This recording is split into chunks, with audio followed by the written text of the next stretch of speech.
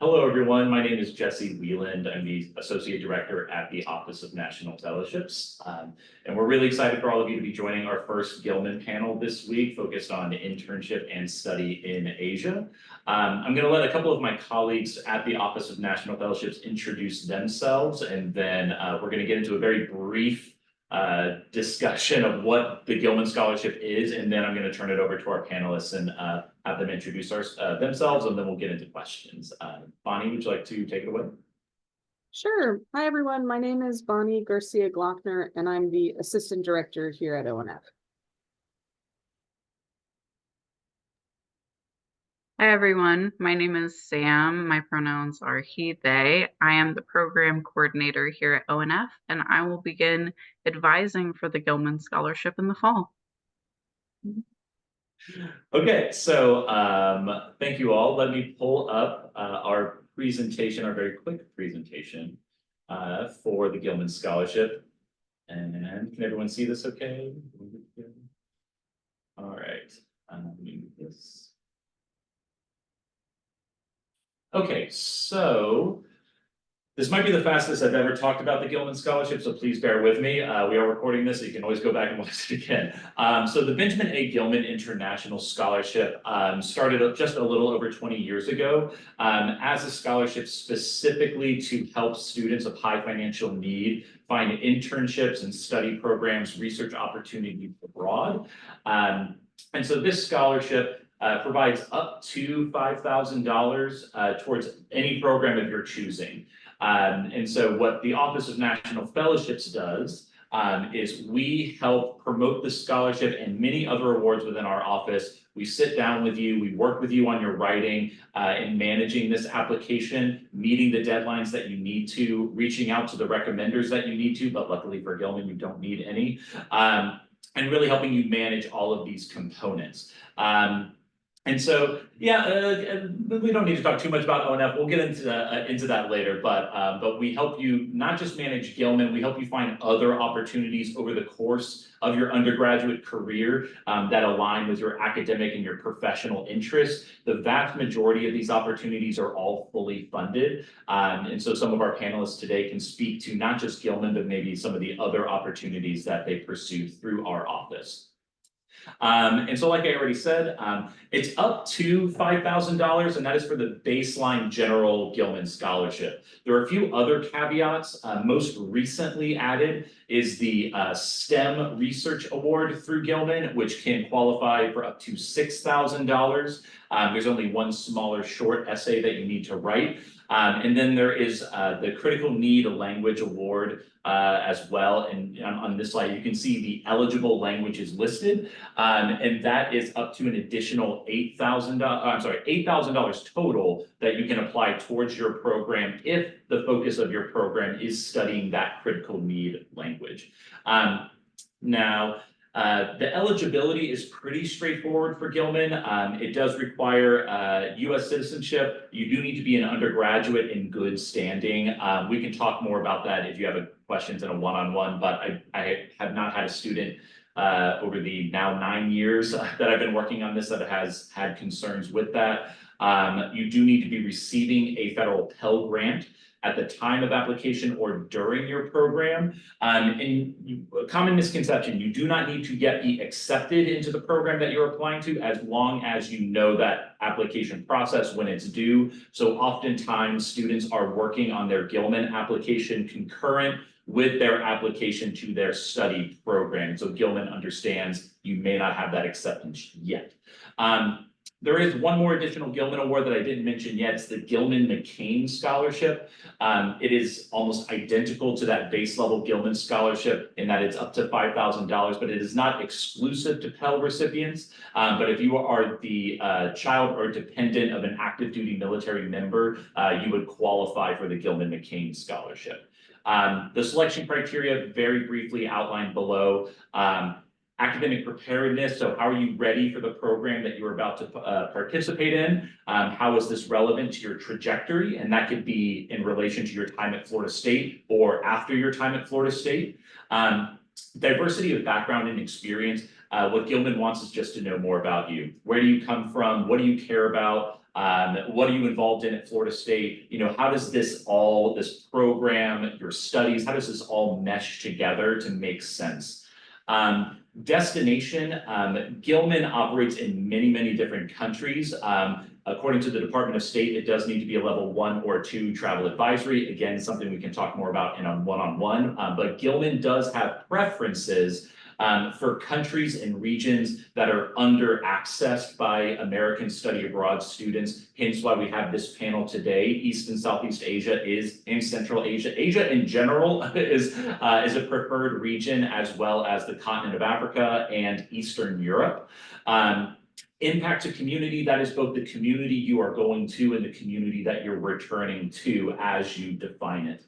That is one of the separate essays that you will write. And again, we can talk more about that in on one-on-one. And then the other optional criteria are only if you're applying to a critical language program or that supplemental STEM award. If you just want to briefly take notes on the application components, everyone has to write 3 essays. A statement of purpose essay, 7,000 characters. That just means 1.5 pages, single spaced. That is all about you, your program, where you're going, and what your goals are.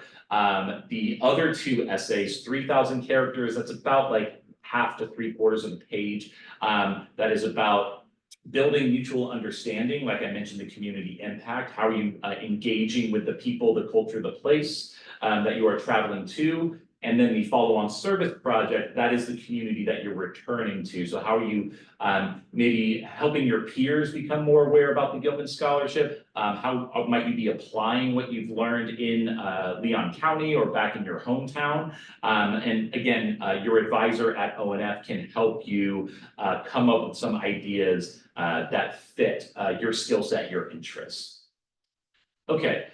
Just to briefly highlight, we have had over the years that I have been in this office, and even before I got here, but we have had over 150 students that have received the Gilman Scholarship. They traveled to over 40 different countries over the years, and especially now that we're getting out of the pandemic, it is possible for students to re-access parts of the world that were harder to get to for a few years. And so we've been seeing a lot of excitement from prospective applicants, which is really exciting.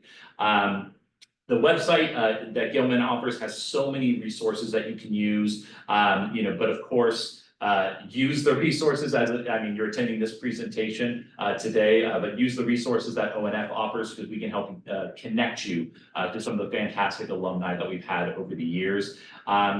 And we can also help you find eligible programs here at Florida State. Our panelists are going to talk about what they did during their time here, but there are fantastic offices here at FSU, but you can also use programs outside of Florida State, again, as long as you can make a good pitch for how it's relevant to your studies. And then please meet, it doesn't have to be with me, it can be with Sam, it can be with Bonnie, but please find an advisor because we have about a decade's worth of data that shows how much more likely you are to be nominated if you sit down, have someone else read your writing, bounce your ideas off of someone else, and really just there's a lot that you need to speak to in these essays, and so we're just here to help you with that.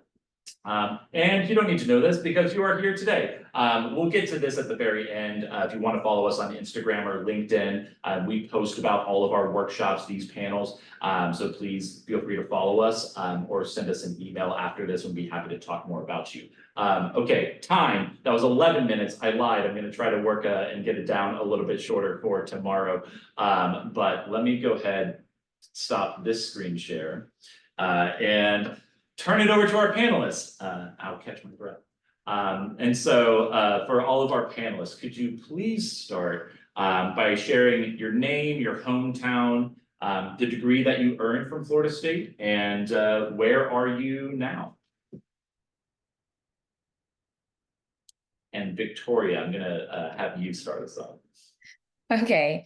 Hi, everyone. I'm Victoria Bien-Ami. I am originally from Fort Lauderdale, Florida, Broward County, and I went to FSU, graduated in 2020 with my undergrad in Mandarin Chinese and business management. And then I went to FSU again and graduated with my MBA, but now I am in DC working as a supply chain consultant. I'm going to hand it over to Dwight next. I just knew I was next.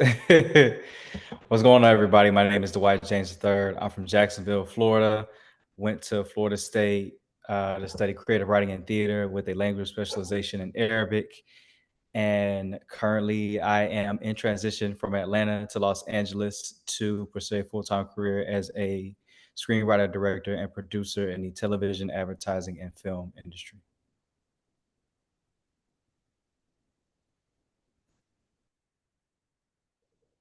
All right. Hello, everybody. Good morning, afternoon, evening, wherever you're joining us from. My name is Aria Halden. I recently actually came back from a Fulbright, and that could be something that we can talk about in a little less than 2 weeks ago. I was in Uzbekistan in Central Asia, and at Florida State, I studied anthropology. That's what my Bachelor of Science is in. I graduated also in 2020, like the other two panelists here. And also during that time, I did a lot of different things that we can talk about, but that's my general rundown here.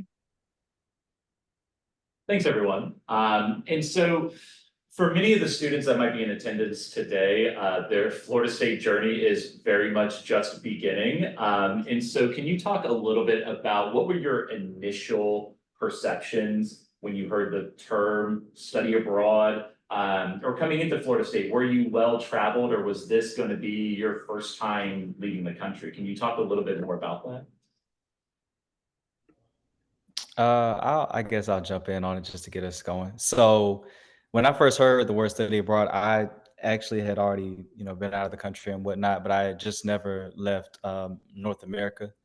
And so the idea of going to Asia was a bit scary because I was the first person in my family to even, go across the water in that fashion. So it was a lot of nerves at first, but I knew I had to be the person to do it because if I didn't do it, then pretty sure no one else did it. And so it's funny because when I spent that time in India, I got a lot of questions about my experience, and just like the conditions about being there.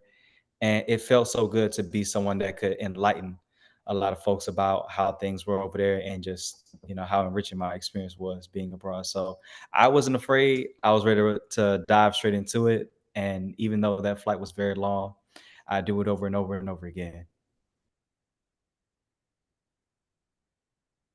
So for me, I forgot to mention, I'm originally from Cooper City, Pembroke Pines, Florida, so also Broward County, just like Victoria. And my family is actually originally from Jamaica. So I did have some very, very, very little experience living in Jamaica when I was a kid. But beyond that, a lot of my travel experience started in my undergrad career.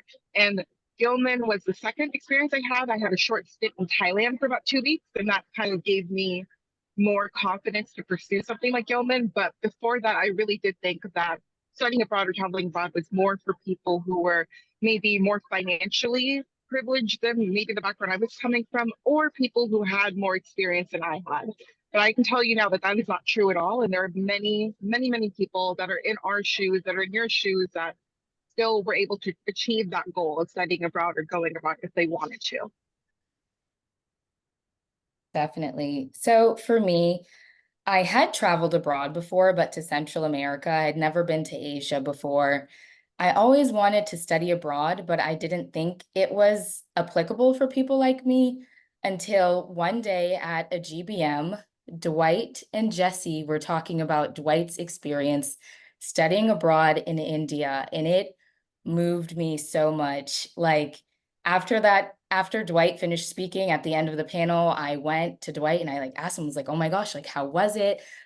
What did you do? Tell me everything about it. And so he just gave me the details and the rundown. And honestly, if it wasn't for Dwight speaking at that GBM, I never would have thought that that could have been a possibility for me, because we all are in the same care class. We all grew up together, and seeing someone that is so close to you, accomplish their dreams is so inspirational. I'm even getting goosebumps talking about it. It's so inspirational, and it makes you believe in yourself, and it's wow, I can do it too. I saw Dwight do it. He succeeded, and now he's back and he's talking to all of us about that. I have that opportunity. I can do it too. So that's what motivated me, Dwight and Jesse and them speaking at that GBM. So thank you for that. Oh, for sure, no problem. And I think that's a really good transition into the next question that I had, which is how you even decided on the country and the program that you're going to study in. And like I was saying earlier, programs in Asia are often overlooked by and large by American college students. So can you say, like, how did you find your program? How did you decide on a country? And then can you tell us a little bit about what your study program was? What was your position? I Oh, mean, I think, okay, Dwight, go ahead. no, Yeah. no, you got it. You got it. Go ahead. Okay. I was gonna say, I think I'm in a unique position because I've actually never studied abroad. All my abroad experiences have either been teaching or research. And I think what really led me to, so in total, I spent almost 2.5 years in Asia. Like I just came back from Uzbekistan. I was there for about 10 months. Before that, I was in Kyrgyzstan, which is bordering Uzbekistan. I was there for about 10 months. And then I was in Vietnam for my Gilman, and that was almost 4 months. So I have spent quite a bit of time in the region.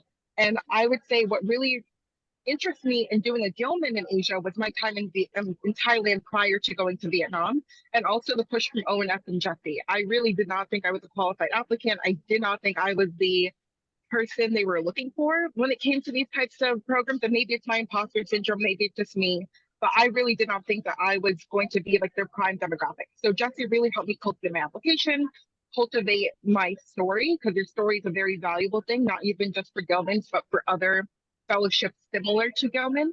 And I think I really decided on Southeast Asia because I wanted to give it another try. I did not really enjoy my time in Thailand, but I definitely said I enjoyed more of my time in Vietnam, not because of the countries themselves, but the experiences I did. And while I was there, I was teaching and doing research on ethnic minority single mothers and their experiences attaining education. So I think I have a very unique perspective because I wasn't studying, but I was more so learning about the education system through other people, which I thought was very fascinating at the time. So first off, thank that was dissertation if y'all didn't know. That was something special. So for my experience, I during my undergrad, I was always seeking a challenge. I wanted to figure out like what's the most outlandish and off the wall thing that I could possibly find and do it. And so I was looking at, all right, well, how can I combine, digital media, poetry, and theater, and then have an internship experience that facilitate all those things. And so when I was doing my research with Jesse, I was like, I need to find an internship that can allow me to do all these things. I don't just want to choose one because I feel like it was necessary for me to have a well-rounded experience. And once I found Prayasam, which is in Salt Lake City in Kolkata, I, I I was in awe because it had everything. And though that it was a lot for me to learn in terms of like regionalisms and in terms of just how life is in India, it was so much fun to me because a lot of things that I saw in the US, I could I could parallel them to what was happening in India. And even like all the way down to the caste system and how it's so embedded in their culture and like how it's similar to a lot of things that happen in the US. I learned a lot about their mythology and was able to create my own perspective about it while I was over there. So my process of finding mine was just finding a entity that resonated with me and allowed me to do all the things I want to do. So listen, I had a great time. And the biggest takeaway that I can say was that just being able to teach while also having a language barrier, that was fun for me because I had to slow myself down. I had to really listen to everybody. And at that point, it really wasn't all about me. It was about making sure they felt heard and understood. But then also I was being understanding of the fact that, I wasn't the most linguistically adept in the room. So that's how it was for me.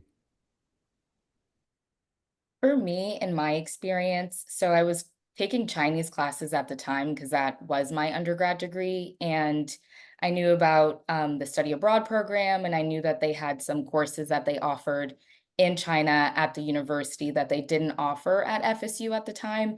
So I was really intrigued by that. And I knew that going over to China and learning those courses fully taught in Mandarin in a completely Mandarin speaking environment would be the best for me to not only progress with learning the language, learning the culture, learning the mannerisms and things of that nature, but it really sped up my learning process, and I knew the opportunities that it provided as well. I knew that if I was going to be able to like go to the country, learn the language, like sit down with people who speak like Mandarin day and night, it would like ramp up the learning period and also teach me things about the culture that are so like in depth and intertwined that you can't get from learning in a classroom. You only can get from the experience.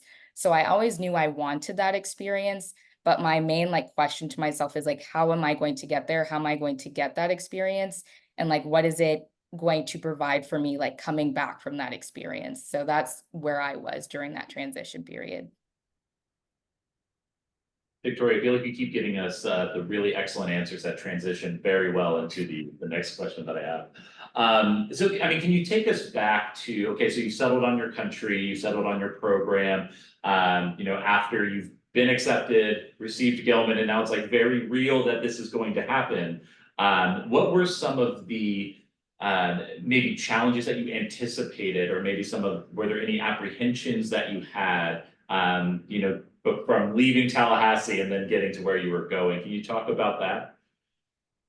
Yes, actually it was really crazy because I didn't think I was going to get Gilman. I had worked 3 jobs at the time to save up to get my plane ticket to go to China. This is before I even knew I got Gilman. And I had $5 in my bank account and I was going to China. Like Jesse remembers this. It was such a stressful time. I had $5 in my bank account and I was going to China within like the next week. And I was like, well, I have a ticket and that's what I have. And so I think I'm just gonna go. So took a nap, woke up, ended up getting an email from Gilman that I got the scholarship, and I was just so happy. So I would recommend to apply both cycles and not just the later cycle. Learn from me. But when it comes to just knowing exactly what it is that you want and preparing yourself for that opportunity, it's honestly just about like, I know this is easier said than done, but it's really just about having a goal in mind and setting like daily tasks until you accomplish that goal. Like if my end goal is to go to this country and study abroad here, what can I do now and what can I do on a daily basis to make sure I'm fully prepared and equipped for this opportunity when it does arrive? I don't know if that was the question you asked, Jesse, but I liked your answer, so. yeah, so that's what I have.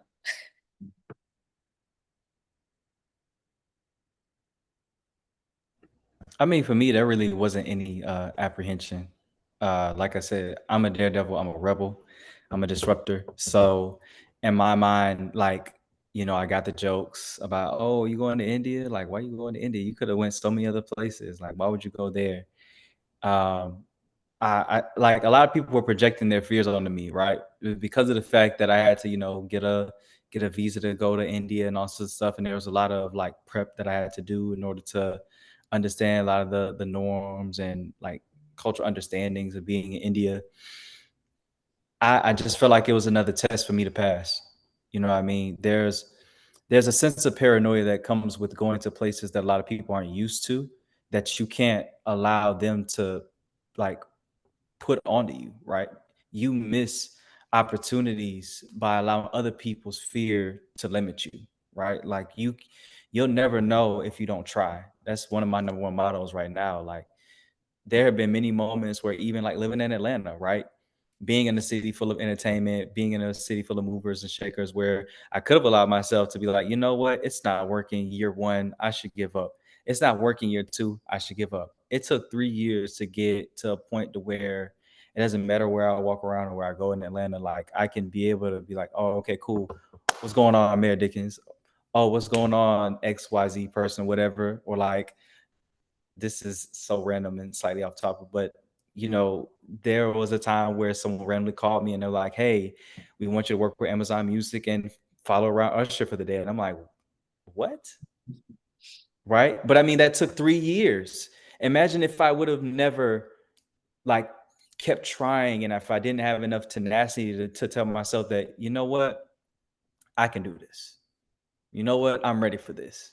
Right. And it takes that level of sacrifice to not listen to the noise, because you cannot listen to what people say, because people will say a lot of things. You got to listen to what you hear within yourself. If you feel called to go to that place, if you feel close to that place, if you feel like it's where it's meant to be, go there. And with time, you'll find what it is that was called not to you every single time. Every single time. Like there's a there's a landmark in India. It's called Hajandari, and it's like, I think the translation is like 1,000 doors. So a lot of the doors actually, like, there's nothing to them, but there's only a few doors where there's actually somewhere it can take you to. So that's kind of like my euphemism for life. There are a lot of different opportunities that may be empty, but it's those few that you're going to walk through, and they're going to take you to places you've never been. So yeah, don't listen to what they say. Listen to what you hear inside of you, always. I think when I was getting ready to leave, so just to kind of put a little bit more context to why I was going to Vietnam, I was a part of the Global Scholars Program. I don't know if Florida State still has that program or if it still looks the same way it did when I did it in 2018, 2019. But essentially, I was applying for Gilman. I applied during like the fall cycle. I was applying for Gilman, applying for Global Scholars. I was applying for something else, not knowing if I would get any of it. So I was like, it's worth a shot. And it was my junior year. So just keep in mind, if you're currently just finishing up your summer semester, got to go into your first year. I've been talking to Jesse since essentially my first year, and I applied for Gilman in my junior year. So please don't feel like you have to, if you don't feel too ready yet, don't feel like you have to do it now. Still, of course, if you feel like you're confident, still apply, still give yourself that practice for application, but do not be discouraged if like maybe your sophomore or junior year, that's when you're actually going to go abroad. So around that time, I remembered I got the notification when I was coming out of a sociology class that I got the Gilman. And I was so shocked and I was so overwhelmed because I didn't know if I got Global Scholars yet. So I was like, cool, what if I don't go Global Scholars? Where do I actually put this money? And it was really interesting because for Vietnam, Global Scholars had never been to Vietnam at that point. It was me and someone else, and we were the first two in the program to go to Vietnam. And we were the first two in the program to use the organization that we did, Coins for Change, now called Calluses for Change, which was started by a single mother, 4 single mothers, and other marginalized women in Vietnam.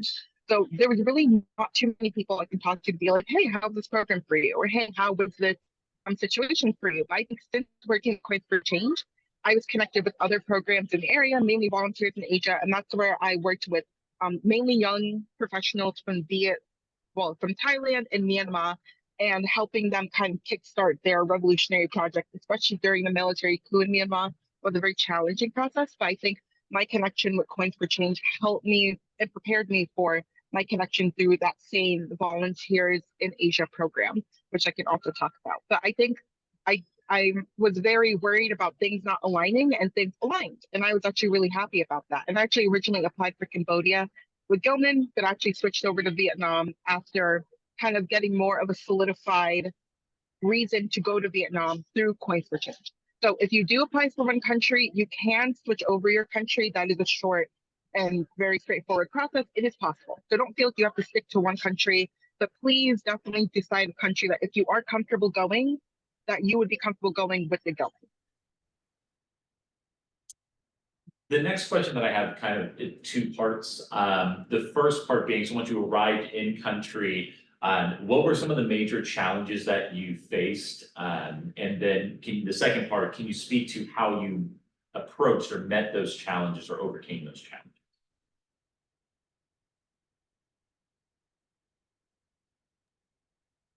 I think for me, one of the biggest challenges I faced is, well, going to China, there are not that many people that look like me over there. So that was like one very like obvious challenge that was in my face that I really couldn't ignore. But another challenge that I faced was, I guess I never really thought about it when I lived in the States, is how other people perceive me.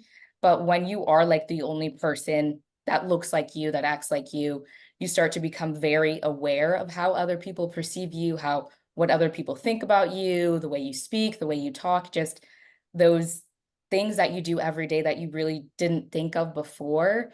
So I think there were a few times where I did feel a little uncomfortable because I felt like I didn't fit in. And there were times where people would want to like touch my hair and take pictures with me. And one way that I was able to overcome that was by changing my perspective.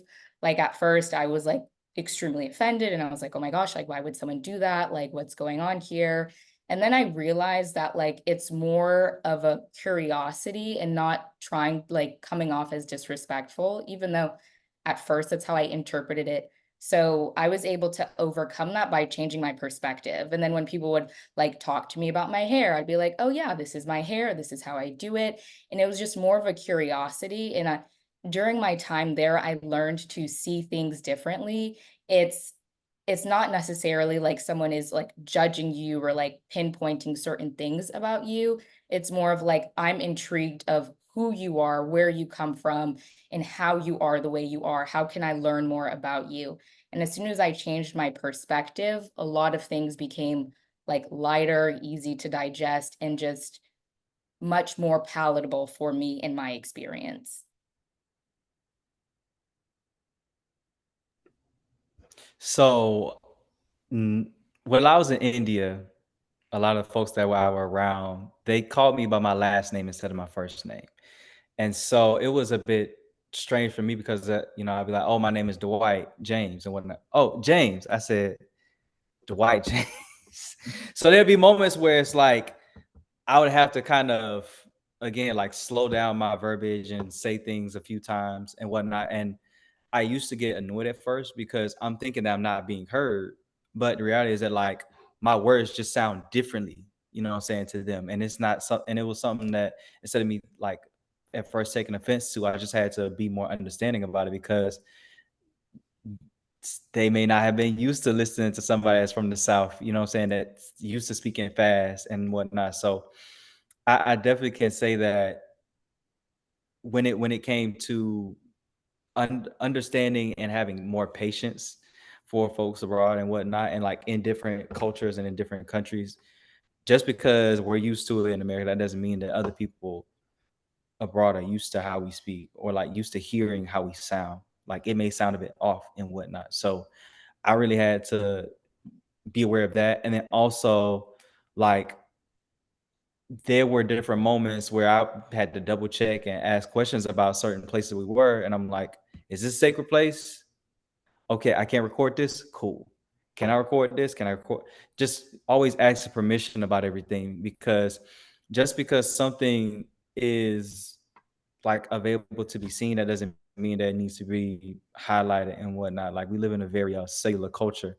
And so I really had to make sure that, I didn't have my phone out all the time because, sometimes people walk up to me and then I would stand out instantly. And I'm thinking to myself, all right, I'm new to their eyes. So because I'm new to their eyes, I have to be aware of the fact that, all right, I need my people that I came here with to, kind of explain things for me. You know what I mean? So it's just a matter of having that patience and that willingness to understand that, you're not the only person on earth, one, and then two, you have to make sure that you don't allow yourself to see everything from your perspective only. Like you really got to expand your palette. My perspective on this is a little different because I've lived in Asia for longer, and I feel like I'll talk about that in a little bit. But ultimately, I think my biggest worries about going to Vietnam with Gilman was that I just didn't have any frame of reference for what I was getting into. I did not know anyone who had been to Vietnam prior. I did not know anyone who had been to Vietnam via Global Scholars, anyone that used the program I used. So I was I would say it was kind of walking into a dark room and hoping that I would find the light switch was essentially what was going on. And ultimately, I think also what made it different was I was in a rural area of Vietnam. Bac Dang in the northern dialect, Bac Dang in the southern dialect is a province 2.5 hours north of Hanoi, the capital, and it is a very different place because there's no tourist industry. So when I was at the school that I was at, which is also the school I lived in, also where my host family lived, I was not only one of the first Americans, but the first ever Black person that many of these individuals have ever seen. And I do agree with Dwight and Victoria that a lot of it's curiosity.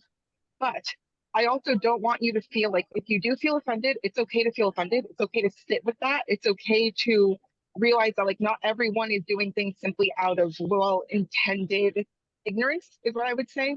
Because again, after living in Asia for 2 years, I can say with confidence that a lot of times it is not just well-intended ignorance, and there is sometimes genuine hostility around it, and there's anti-blackness. everywhere. It's everywhere. Even in the US, obviously, even in majorly Black countries, it's not just Asia.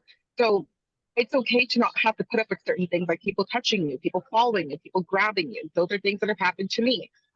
People yelling at you simply because you're in their space. You don't have to put up with that stuff simply because you were in a new environment in a new country. Like there are limitations to curiosity, I think, and I think curiosity should have to trump your comfortability. So just saying that as someone who's been in the region for as long as I have, like I definitely was very angry. I was a very angry person. I think it made my personality it made my personality in a way that I didn't like seeing it, but that was simply because of the way that I was treated. And that can happen anywhere. This is not just an age exclusive thing, and I don't want you to think this is an age exclusive thing because it happens in the US. And of course, there could be definitely ways that I could handle things better. And I do understand the difference between curiosity and just like, oh, let me just take this picture of this exotic person because I've just never seen this creature before. Because I did have moments where people were just doing just that.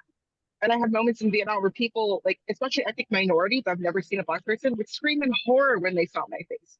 That's stuff you shouldn't have to tolerate. That's stuff that you should not have to tolerate. So all of this to say that, like, there will be issues, but those issues don't just exist within Asia. And your ability to cope with those issues will help you either when you return back to the US or go to another region of the world, because it is a difficult thing to do just existing in the world. So I definitely do want to say that there will be things that you don't have to just let slide off your back, because sometimes you can't always do that. And that's fine. That's normal. That's, I think, a human reaction to things. Thank you all for sharing that. I really appreciate your perspectives. And Arya, you kind of touched on it a little bit, but can you speak to how this experience has prepared you academically, professionally, personally, for those things that came after once you returned back to Florida State University?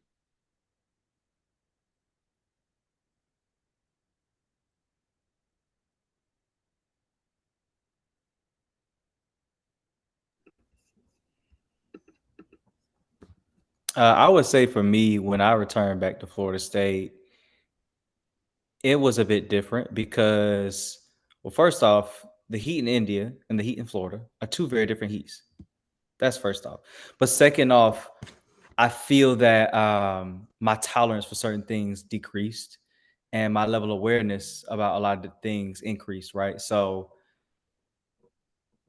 when some folks make empty statements about certain countries or just certain experiences, my follow-up question is always, well, have you been there? Have you spent time there? Have you talked to people from there? Have you researched that place and not just saw it online? Because there is a there is an air of disillusionment that comes with researching places that you've never been to. There's the perspective that's online, then there's your personal lived experience, which may be different or similar or the exact opposite of what's lived online, right? There are things that I think I was really able to demystify one, but then also inform people about when it came to being in India and just when it came to being Black in Asia, kind of what Ari was saying, right? Like, I'll give you a prime example. I was going to the U.S. General Consulate in Kolkata, and like as I'm talking to them and whatnot about my experience, I did a workshop at the U.S. General Consulate. Cool, da da da, and they were like, "Oh, where are you from?" I was like, "Oh, I'm from America." It was like, "You're not from Africa?" And I was thinking to myself, "I just heard that. I just heard that. Yes, I did just hear that." But the thing that really just kind of stirred up within me was that there is, when you're not exposed in a certain way to certain things, you only see it that way, right? And I looked at it from the perspective of students at Florida State, right? If they never go to these places, they will always see it that one way, right? And I use that like example all the time because like there's so many different complicated conversations that you can have and whatnot, but people have to be in a place mentally, emotionally, and socially in order to have those conversations. So I could definitely say that a lot of things that I learned, a lot of things that I gained while being in India, I was able to use them in all real time. You know what I mean? Like from I guess becoming an upperclassman, deciding that I want to learn Arabic and whatnot, and being like one of 3 Black students in the class and whatnot, and then it went down to 2. You know what I mean? So I was able to, have those hard conversations and talk about those challenging things. And I felt like it was necessary for me to, again, go over there, come back, talk about my experience, but then also like not sugarcoat it, right? Because I don't want people to think that it was this all TikTokable experience. Like there were some moments where I'm just looking at things and I'm thinking, okay, everyone, is eating with their hands and whatnot. Like, yes, they had spoons and other cutlery for me and whatnot, but I ate with my hands for the first time and then I got sick. And so I'm all the way across the water, not feeling well and whatnot. And I'm like trying to mold myself into the mix. And I'm just like, you know what? I'm gonna operate in what I'm comfortable in for this circumstance. And then I applied that to, what I'm saying, coming back to Florida State. Yes, I still want to, double major in creative writing and theater, still want to learn Arabic, still want to travel all throughout the semester, do what I want to do, and just live life the way in which I see fit without offending anybody on purpose and whatnot. And then also by doing things that make me happy and inspire me and allow me to serve the people I'm meant to serve. So yeah.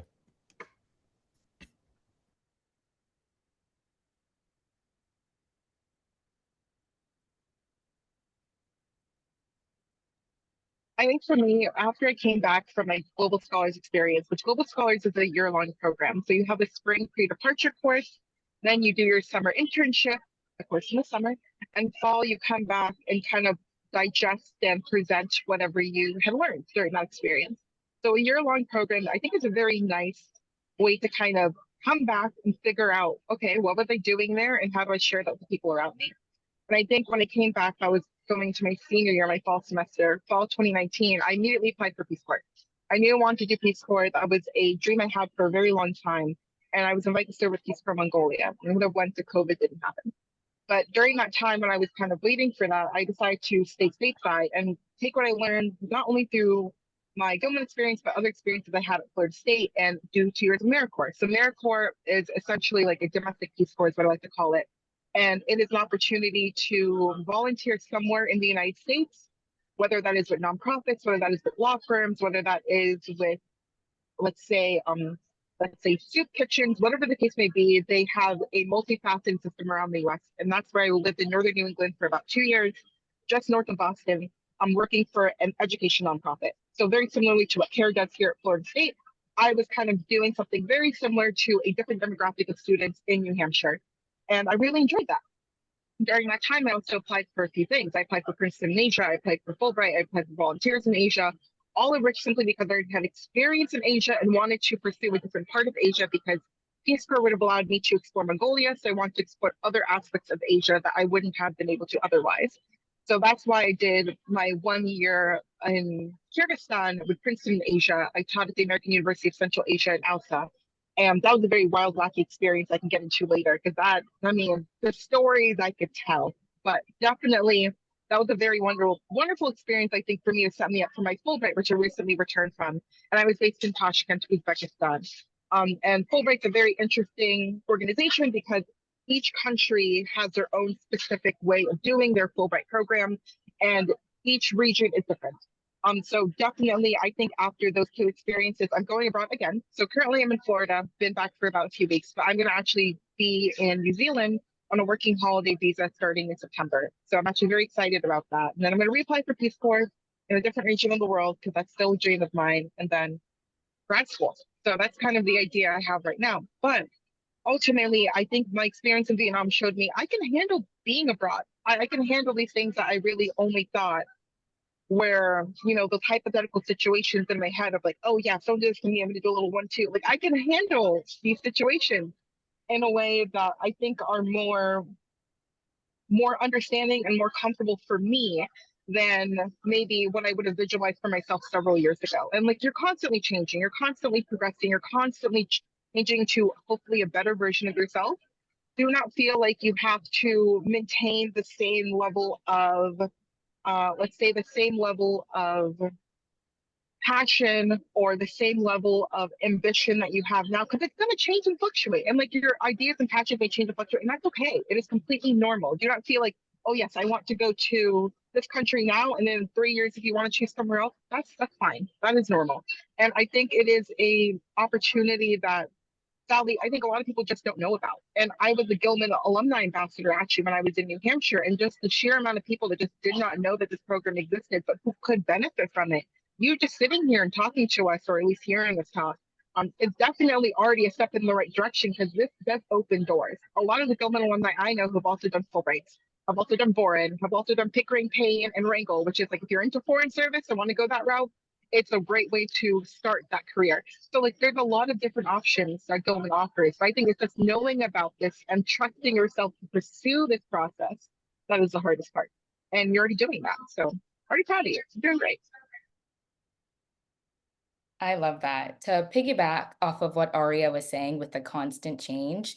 So when I came back from Gilman study abroad, I actually got a full ride to go to grad school in China, but then COVID happened. I was not able to go anymore, but I was working in the COVID unit at TMH. And while working in that unit, I knew that I wanted to study supply chain. I already knew some Mandarin, so I ended up working in the supply chain department of the hospital, doing sourcing and procurement, being able to utilize my Mandarin.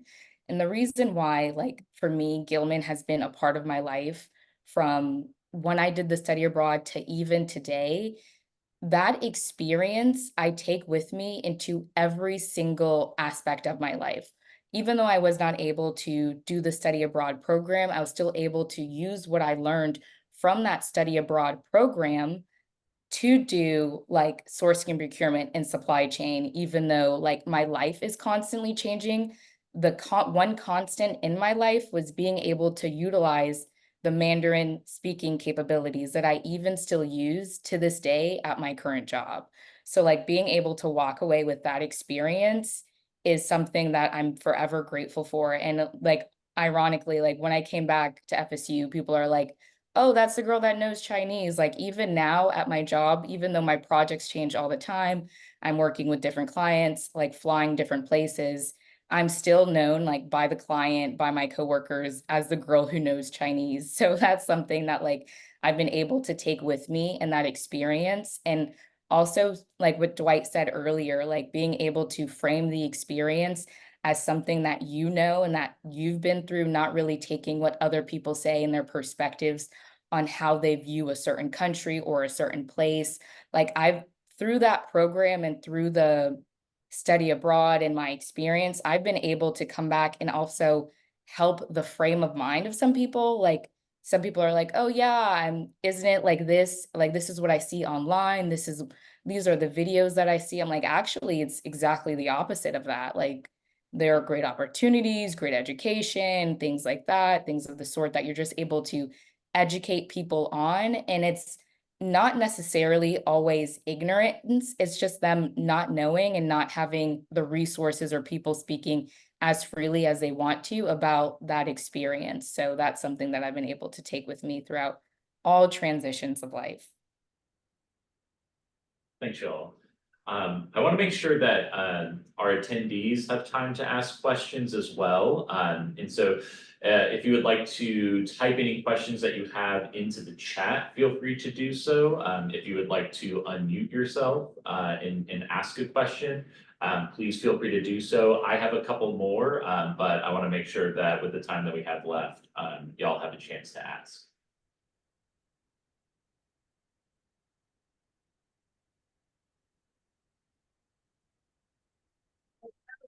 So I'm a junior right now, and I wanted to study or do an internship abroad. I'm not sure about. I do want to do it this summer, but in case I wasn't able to do it this summer after my senior year, does the Gilman scholarship still count towards that? And so if you couldn't hear, the question was, as a rising junior, interested in an internship or a study program, can I use the Gilman scholarship after I graduate? You do have to use it before you graduate. So you have 2 full years. If you're a rising junior, you have 2 full years left in order to use it. But applying, say, for this upcoming fall semester, our panelists kind of alluded to, there's 2 cycles. And so you could apply this fall, and that could be for this coming spring, summer, or fall. Or if you apply in the spring semester, that is for the summer, fall, or spring. So you can apply a year in advance, and as Victoria said, apply early. It is marginally less competitive if you do apply early, and so, why not? And then if you don't get it, you can reapply. So yeah, so Gilman is one of those fellowships you do have to use before you graduate. But there are plenty of other fellowships like Aria mentioned, Fulbright, Boren, the Critical Language Scholarship, others where it's a little bit more flexible. It's a good question. And then the other side of it is that like you really want to find a fellowship that's tailored towards your interests as well as like tailored towards the experience that you want to have, right? Like for me, like I said, working with Jesse, I said, hey man, I need to find something that covers all these bases for the arts. And if it's in a place where I gotta go where most people haven't gone, then so be it. You know what I mean? And then I was able to get all the funding because, I went to a place most people don't want to go. And I was able to write about the experience and, record and talk about the experience and whatnot. So again, find the location that speaks to you, find the experience that speaks to you, and you can be able to dial in with Jesse so that way you can be able to really hone in on what particular fellowships that you want to do. Because honestly and truly, there's fellowships for any and everything. And I truly mean any and everything. The trick about these fellowships that, what I'm saying, I'm not sure if Jesse has told you, but if he hasn't told you, I'm going to inform you. The trick about a lot of these fellowships is just clarity. Do you know exactly what you want? Do you know exactly what you want to gain from the experience? And once you're done with the experience, how do you plan to pay it forward? That's really all they want to know. At the end of the day, that's all they want to know. Because they want to make sure that the money they're investing into you, that it's going to pay back dividends. They don't want it to feel like, okay, well, they did the program, but we don't really hear from them. Oh, they did the program, but like they don't tell anyone about it, right? You want to make sure that it's something that you actually want to do, so that way it's worth talking about, and in that way you can encourage more people to do it. Because the more people that do it, the more funding that's available, the more opportunities that's being given out and whatnot. Because if there's no interest, then that means that it shouldn't be funded. And if it doesn't get funded, then how will people be able to have all these experiences abroad that they deserve and they need to have? Again, just going to different places in North America is cool. It's nice. But you got to get outside of your comfort zone and you got to go to the unknown. You have to go to places that you may have only seen on TikTok. You got to go to places you are studying, you know what I mean? And go there, be immersed in it, do the work, do the research. Because if you don't do the research and if you don't know what you're getting into, then you're going to make it a lot harder for yourself. Like you got to do the research, you got to do the groundwork, so that way you can be all squared away once you get there. Now, of course, life happens, but we don't panic, we pivot. We find a way, we make one always. So that's what I'll say to that. One thing I'd like to add is that Gilman is a very flexible fellowship grant. It is, of course, it's mainly internship and study abroad, but there's so much that goes within that you can pursue. Whereas, like, for example, me coming off of Fulbright, like I applied for a specific Fulbright to teach English, specific Fulbright. There are plenty of Fulbrights, but you have to apply for a specific one. Gilman, you're applying for Gilman, you can use it in so many different ways, as the way it's mentioned, as Victoria mentioned. So if you are a rising junior, you still have some time to think about what you would like to use your Gilman for, but it's so flexible that if you're applying for one thing, obviously you don't completely apply for one thing you're interested in and then try to pivot your application after you get it. Don't do that. But like there is room for slightly tweaking certain things within your Gilman experience. So I would recommend if you're considering it, apply, because it's definitely one of those like fellowships that you really have the opportunity to make it your own, as White has mentioned. And it's very different from the other ones, at least I have pursued.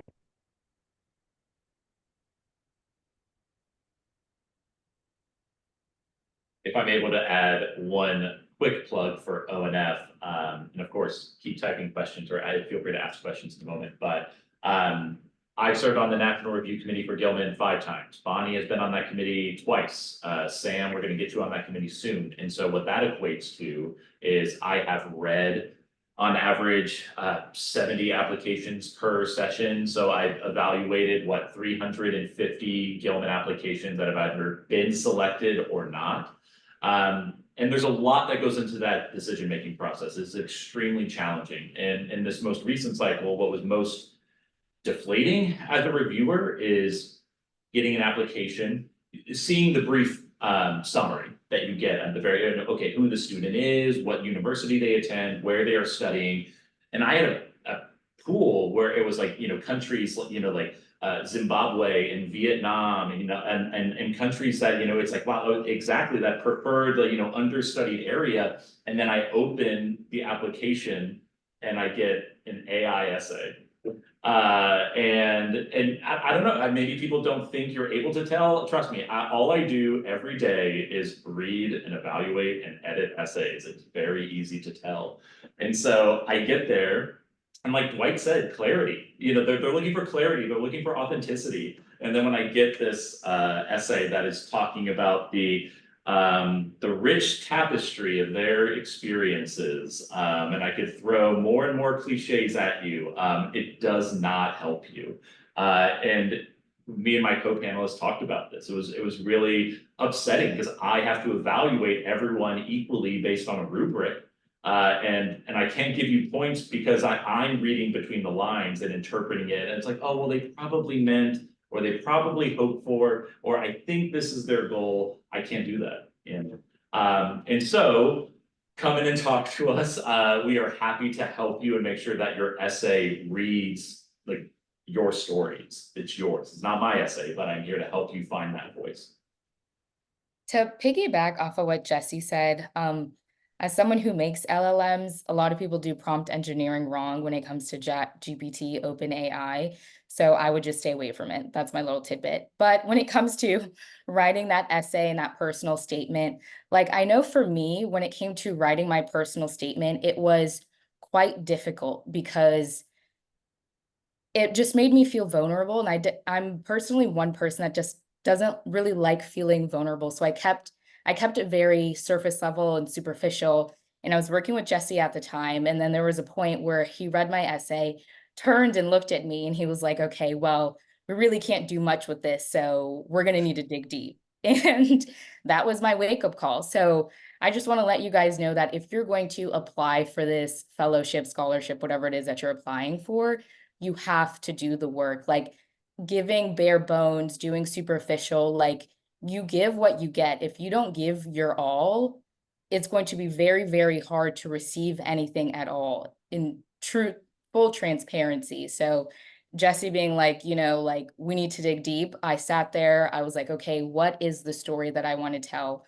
What is it that really moves me? What is my reasoning behind wanting to study Mandarin Chinese, why I want to like study abroad and things like that. And so after sitting there, I was able to like dig deep and really fully like write out my reasoning for wanting to continue my studies in Mandarin Chinese, why I want to study abroad. And I think that is probably a major component to why I was one of the people selected for the Gilman, because I was able to talk about something that is important to me, important to the reader, and something that really moves someone at the end of the day. So be you, be transparent, and people can always see the real you. Let the real you shine through, because that's what people appreciate.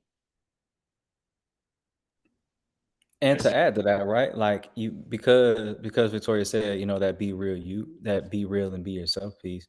And then Aria, thank you for letting the room know about AI abuse. I was definitely about to go there. Look, I get it. This is the world that we live in, and AI is another tool. The other side of it is that AI is artificial, right? That's why it's artificial. You know what I mean? It has to be fed certain things so in that way it knows where to go. It's like GPS. If you don't give it a direction, it's not going to go anywhere. So why not just make your own map and just show people, hey, look, this is where I think we should go. Let me show you my experience. Let me show you where I think I want to go and whatnot. Because at the end of the day, like Victoria said, people want to see that real person. as we become more permeated with technology, it's going to be harder and harder to decipher who's being authentic and who's being artificial. So you need to make your choice sooner than later, because like it's gonna be easy to spot, like just off the strength of understanding how people talk to one another. Someone can tell how not necessarily intelligent you are, but like just how much you've been studying and how much you've been experiencing life, just off the things that you talk about and how you speak about yourself. It says a lot about who you are. So develop those stories, live life, learn different things, and don't let AI be your pen. Grab hold of the pen for yourself. Yeah, Victoria, I still remember the story that you wrote about. And it's because it was genuine, it does stand out. I still remember some of the essays that I read in those panels, and it's not because, not because somebody was writing about something, traumatic, or like, I don't want to, it was like, no, it's a story that is real and it's relatable, and those things stand out.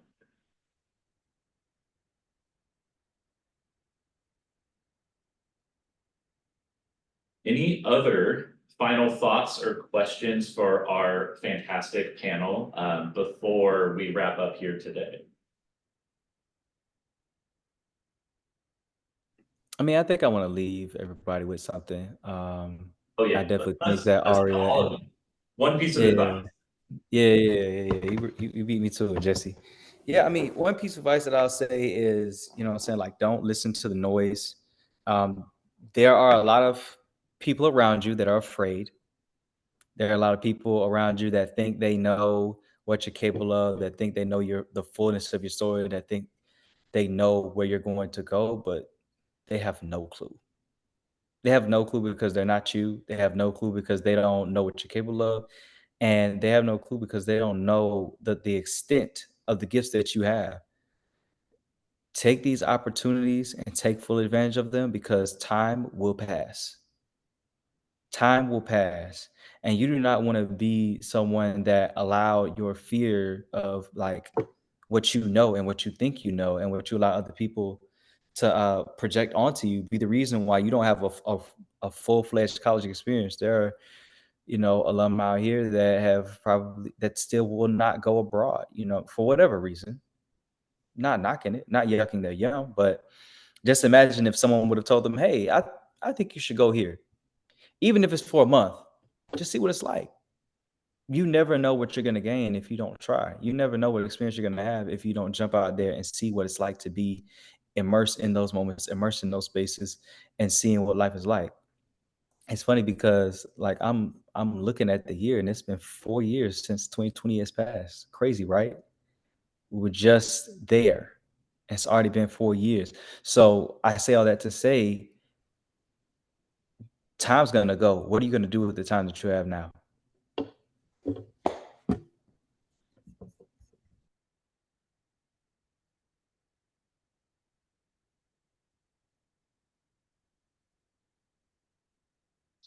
Victoria, Aria, do you have either any one last piece of advice or maybe something that you wish you had heard, back when you were going through all of this and applying and studying? Yeah, definitely. I think it's really important to have a support system around you. If you're not around people that believe in you, that are positive, that are breathing life into you, and if you're not breathing life into yourself, that has to change immediately. I mean, you can only go as far as you think you can. So you got to reach for the moon and you'll land among the stars. And just a few reminders that I tell myself that I want you all to remember too. Like, you are intelligent, you are capable, you are kind, you are loved. Like, you can accomplish anything you want. Anything you want in the world is yours. You just have to go after it. I am one that is always delusionally optimistic, but with being delusionally optimistic, you also have to make a plan as well. So believe in yourself, know that you can go after anything you want and that it's already yours. And make sure you take like tangible steps to accomplishing that goal that you want. What can you do today to make you one step closer to that end goal? And just remind yourself, like, you may be here today, but tomorrow you're going to be on top of that mountain. Just keep going. I guess my final words is, again, trust yourself. You're in good hands because you're in your hands. And ONF is a great extension of the support system that you need, as Victoria has mentioned. I really genuinely think that leaving the borders, the confines of the US has a lot of valuable experiences that you would not know until you do that. And of course, I don't mean that in like a short vacation capacity. I do mean in a way that really fully immerses yourself into a new culture, a new language, a new area of the world. And although I did have difficult times in the places I've been, I still encourage people to go. When I've had people that after I went to Vietnam, they're like, should I go to Vietnam? I'm like, yes, go to Vietnam, but let's sit down and talk about what you need to expect while you're there. Because I think that is a very important thing, to go in with a sense of an idea, a purpose, and a goal, as Dwight has mentioned. And also just at the end of the day, it's going to sound very cliche, but like you can't pour from an empty cup. So really, really, really take care of yourself, not only when you're abroad, but also here. There's a lot of wild and wacky things going on in the US, as we know. It's always been this way, but things have been ramping up. Please do not feel like going abroad will have you escape those things. It doesn't usually work that way. But more, if anything, you're more under a microscope of being that American. If people think you're American. When I was in certain places, people thought I was African or Indian exclusively. That's a long story. But ultimately, there is a lot of different aspects of your identity that you're really not going to be able to really hone in on until you're forced to focus on it. And I'm not saying that you can't have that same experience in the US, but there are valuable experiences to have abroad that if you trust yourself to go, you will find them. And I trust that all of you know the most important aspects of yourself and know your limitations and know what you're looking for enough to at least give yourself the opportunity to try. So that's all I have to say. Thank you all so much for being here today, for joining this conversation, for sharing your insight. You know, selfishly, these are my favorite events of the year because I get to see some of my favorite people.